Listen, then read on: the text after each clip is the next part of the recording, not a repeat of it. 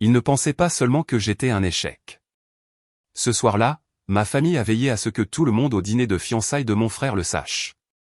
Je suis restée assise tranquillement à la table, la serviette sur les genoux, pendant que mon père riait de mes années perdues. Mon frère a souri d'un air suffisant, et ma mère a hoché la tête comme si c'était un fait. Je n'ai pas interrompu. Je ne me suis pas défendu. Puis sa fiancée s'est penchée plus près et a chuchoté, « Attends, tu es... » La pièce s'est figée. Même ma mère s'est immobilisée.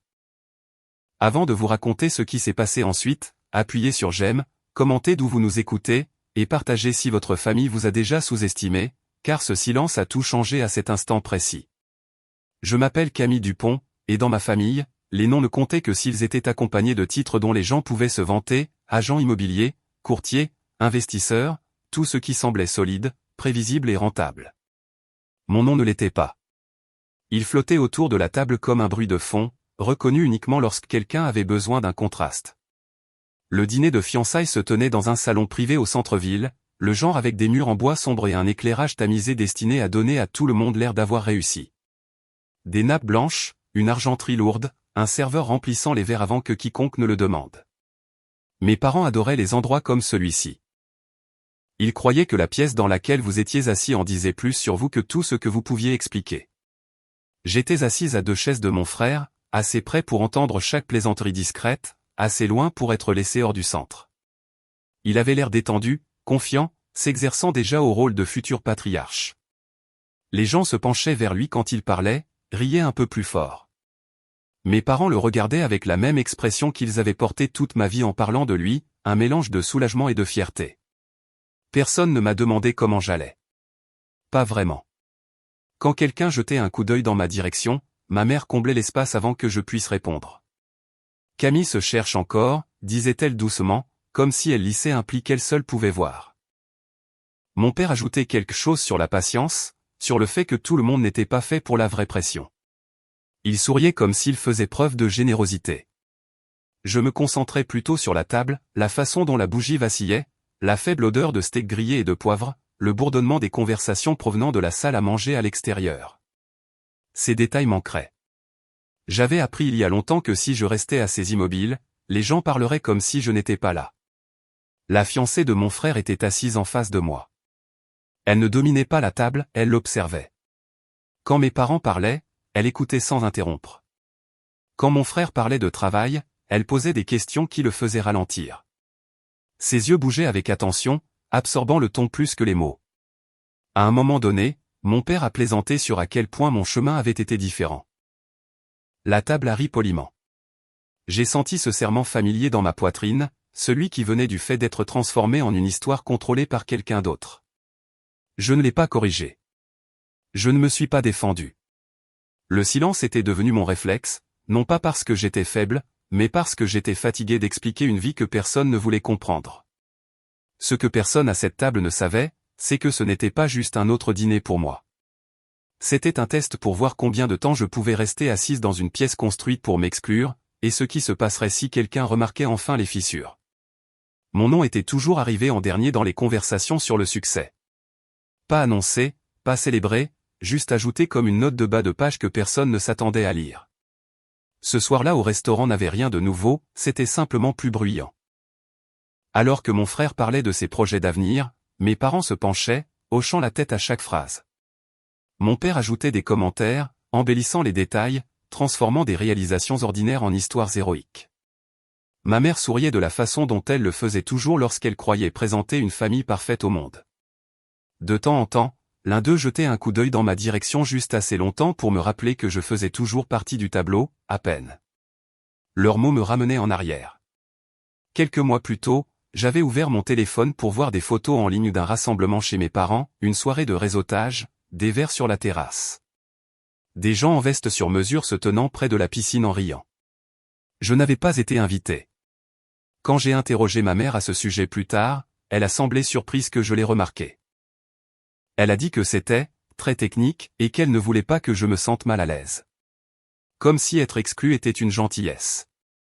Puis il y a eu le barbecue des vacances.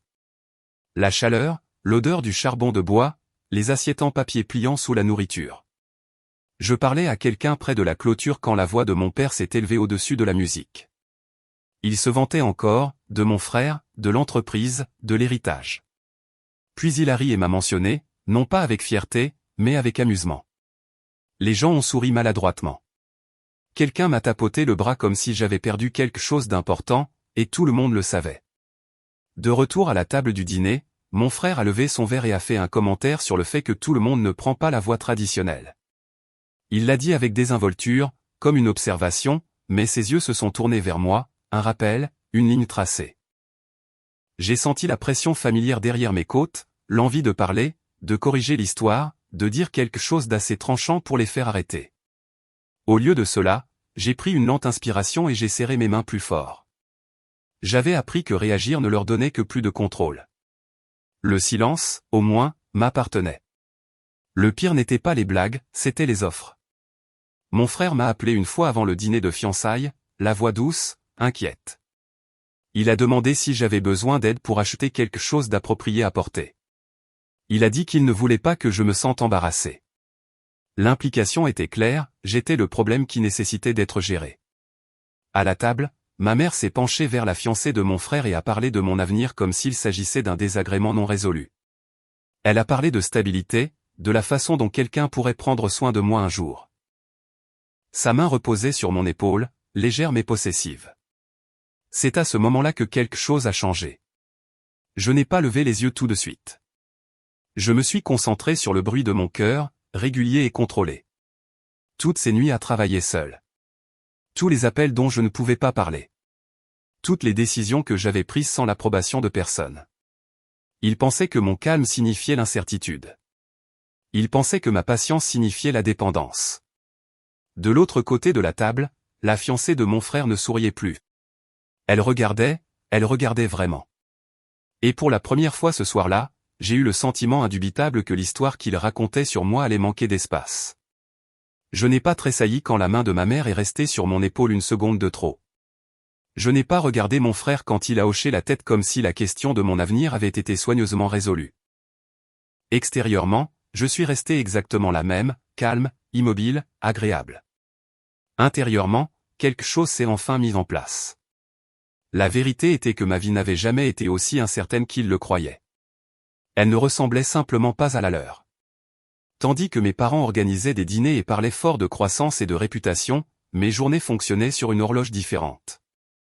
Les petits matins se confondaient avec les nuits. Mon appartement restait silencieux, à l'exception du faible bourdonnement du ventilateur de mon ordinateur portable et de la vibration occasionnelle d'un appel provenant d'un fuseau horaire différent.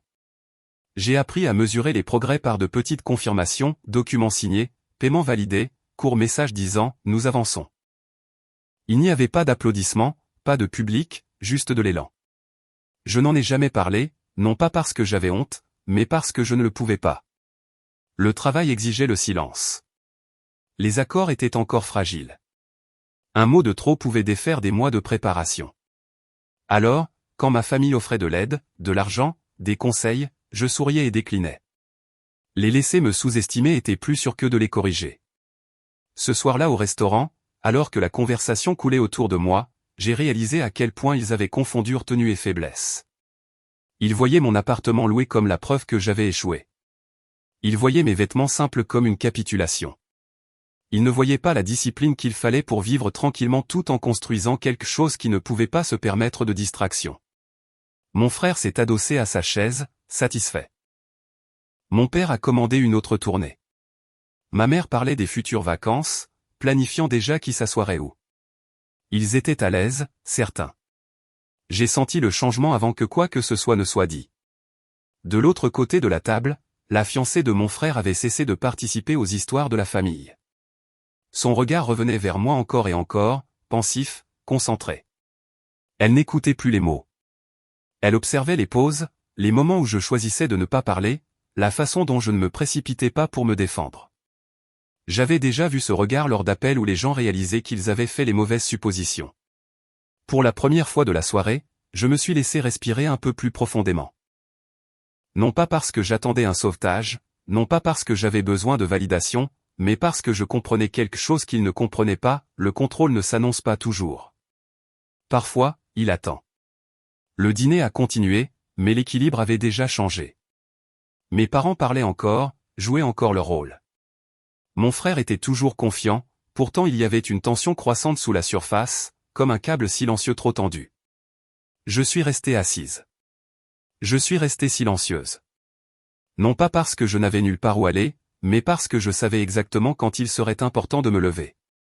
Le serveur est revenu avec une autre tournée de boissons, posant les verres avec précaution, ignorant que l'atmosphère à la table avait changé. Mon père a levé son verre en premier, impatient de reprendre le contrôle de la pièce. À la famille, a-t-il dit en souriant largement. Et au nouveau départ. Tout le monde l'a imité sauf moi. J'ai levé mon verre une seconde plus tard, juste assez pour ne pas me faire remarquer. J'avais appris à survivre à des moments comme celui-ci en restant un demi-temps en retard. Mon frère s'est lancé dans une autre histoire sur ses projets, plus grande maison, plus grande responsabilité, plus grand avenir. Il parlait avec la confiance de quelqu'un qui n'avait jamais été remis en question. Mes parents comblaient les vides pour lui, s'interrompant l'un l'autre, polissant chaque phrase jusqu'à ce qu'elle brille. Et Camille, a ajouté soudainement mon père, agitant la main dans ma direction comme s'il s'était souvenu d'un détail tardivement. Eh bien, elle a toujours été indépendante. La pause avant ce mot était délibérée. Ma mère a ri doucement. Elle aime faire les choses à sa manière, a-t-elle dit, de la façon dont les gens parlent d'habitude têtue qu'ils espèrent voir passer. Nous voulons juste qu'elle soit en sécurité. Vous savez à quel point le monde est dur. J'ai senti le serrement familier dans ma poitrine, le réflexe de rétrécir. J'ai gardé les yeux sur la table, le grain du bois, une légère éraflure près de mon assiette. N'importe quoi de solide. En face de moi, la fiancée de mon frère n'a pas détourné le regard. Elle a légèrement incliné la tête, m'étudiant comme si une pensée venait de se mettre en place. Puis elle a demandé calmement, « Camille, que fais-tu exactement ?» La question a atterri différemment des autres. Ce n'était pas désinvolte. Ce n'était pas un remplissage poli. C'était direct. Avant que je puisse répondre, mon frère a gloussé. « C'est compliqué », a-t-il dit rapidement. Un truc technologique. Elle fait des expériences. Mon père a hoché la tête, soulagé de prendre le relais. Beaucoup de gens essaient ce genre de choses. C'est un secteur difficile. J'ai senti la chaleur monter dans mon cou. Pourtant, je n'ai rien dit. La fiancée n'a pas souri. Quel genre de plateforme ? A-t-elle demandé, les yeux toujours sur moi. La table est devenue silencieuse d'une manière qui semblait inhabituelle. Mes parents ont bougé sur leur chaise. Mon frère s'est raclé la gorge. Elle est modeste, a dit ma mère en me touchant à nouveau le bras. Elle n'aime pas en parler. C'est alors que la fiancée s'est penchée, baissant légèrement la voix, pas assez pour que ce soit secret, mais assez pour changer le ton. Est-ce lié à la logistique, m'a-t-elle demandé. J'ai levé les yeux pour la première fois depuis des minutes. Oui, ai-je dit. Un mot. Calme, stable. Ses sourcils se sont levés de manière presque imperceptible. Mondial, a-t-elle continué. J'ai hoché la tête. Mon frère a ri à nouveau, un peu trop fort. Tu vois, c'est ce que je veux dire. Très vague. La fiancée l'a ignoré. Son attention s'est aiguisée, professionnelle maintenant. Optimisation de la chaîne d'approvisionnement ? J'ai senti mon pouls ralentir. Oui. Le silence s'est épaissi. Elle a expiré lentement, les yeux ne quittant jamais les miens. Puis elle a murmuré, juste assez fort pour que la table l'entende, « Attends, tu es. » Elle s'est arrêtée au milieu de sa phrase.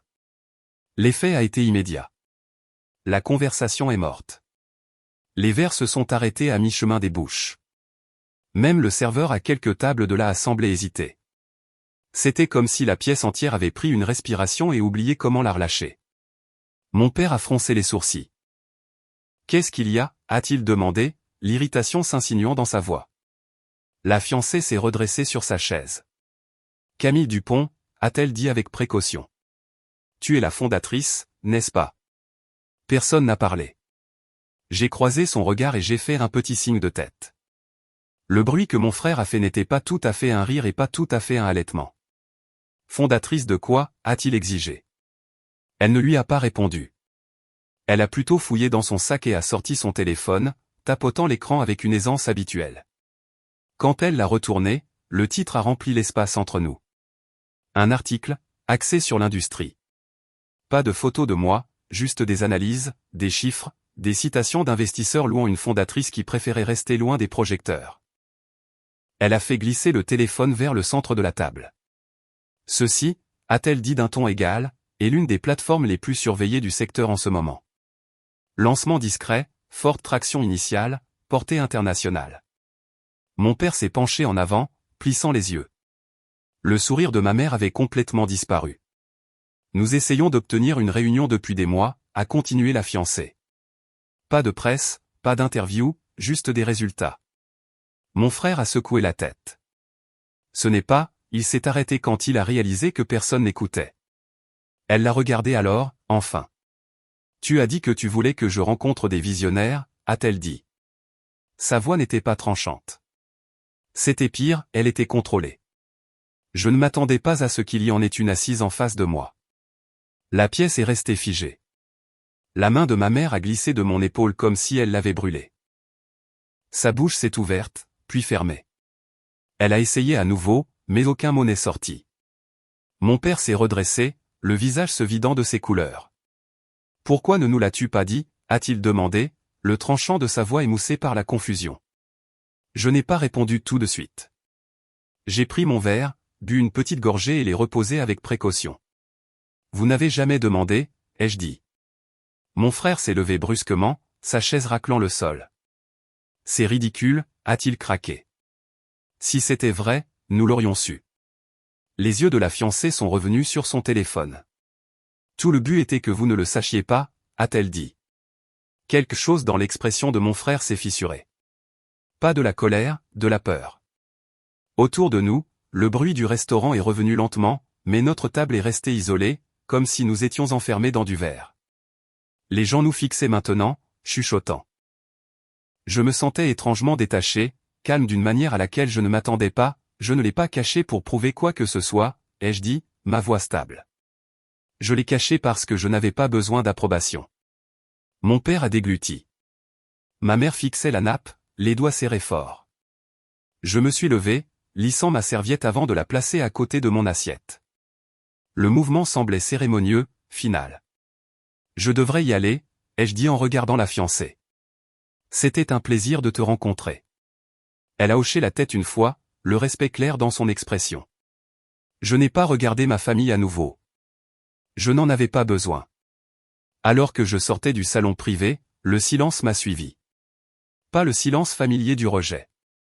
Celui-ci était lourd, inconfortable, mérité. Derrière moi, personne ne parlait. Et pour la première fois de ma vie, ce silence ressemblait à la justice. Je ne me suis pas précipité en quittant le restaurant. L'air de la nuit semblait plus frais qu'il n'aurait dû l'être, frôlant ma peau comme une remise à zéro. J'ai marché un pâté de maison avant de m'arrêter, laissant le bruit s'estomper derrière moi. Mon téléphone a vibré une fois dans ma main. Je ne l'ai pas regardé. Pendant des années, j'avais imaginé ce moment se terminant par des cris ou des excuses.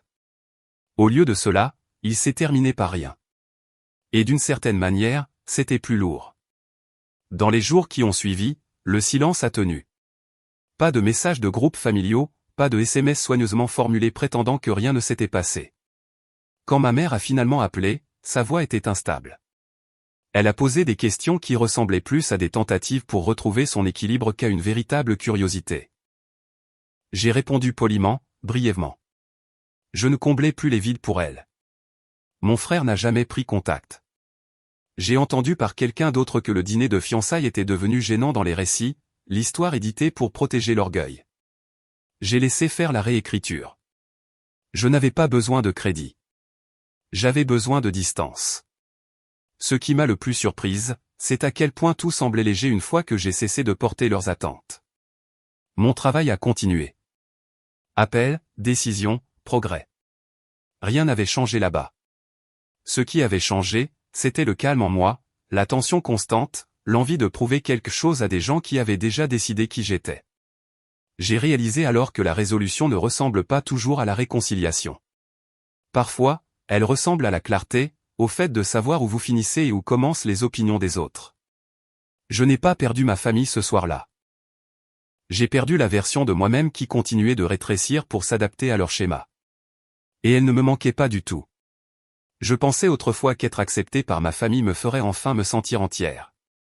Maintenant je sais que me comprendre moi-même importait plus que de gagner une place à leur table. Ce soir-là n'a pas changé qui j'étais, il l'a révélé. Si vous avez déjà été sous-estimé par les personnes qui étaient censées vous voir le mieux, vous n'êtes pas seul. Partagez d'où vous écoutez et dites-moi ce qui vous a aidé à tenir bon. Et si des histoires comme celle-ci comptent pour vous, abonnez-vous pour ne pas manquer la prochaine.